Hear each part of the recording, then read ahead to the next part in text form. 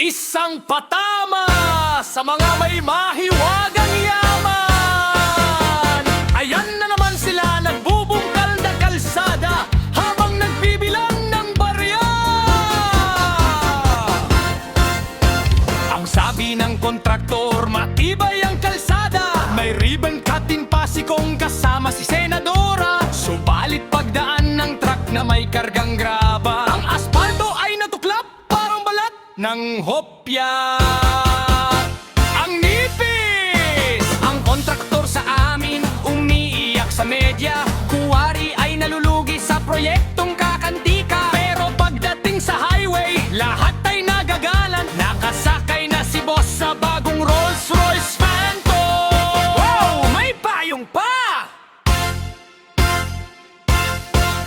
Kung ako'y mag-aasawa, ayaw ko sa kontraktor.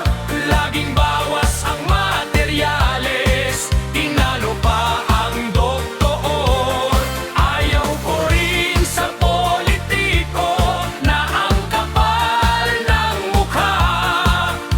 Busog na busog sa kickback, ang bayan ang kawawa.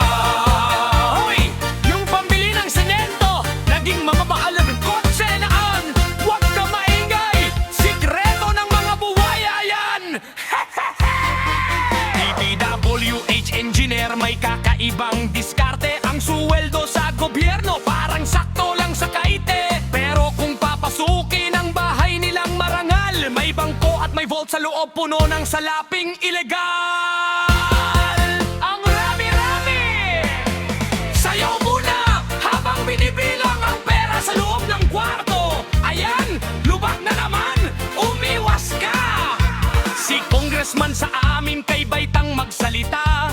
Tuwing eleksyon ay laging may luha sa mata. Ngunit pag naon-an na, mali-malita ang pera. May helicopter pa si boss na lumilipad sa ulap yan. Chokar pamor!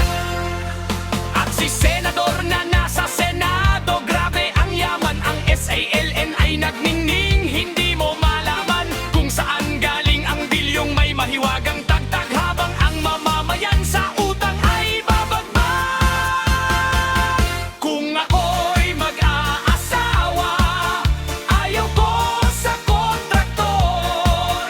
Laging bawas ang materyales, tinalo pa ang doktor. Ayaw ko rin sa politiko na ang kapal ng mukha. Busog na busog sa kickback, ang bayan ang kawawa. May Rolls Royce, may bangko sa bahay, may helicopter pa. Ang yaman ni Senador daig pa ang nagluto sa Amerika. Bago bumoto, bago pumili, mata ay idilat natin ang mga buhaya sa gobyerno. Huwag na nating palakihin.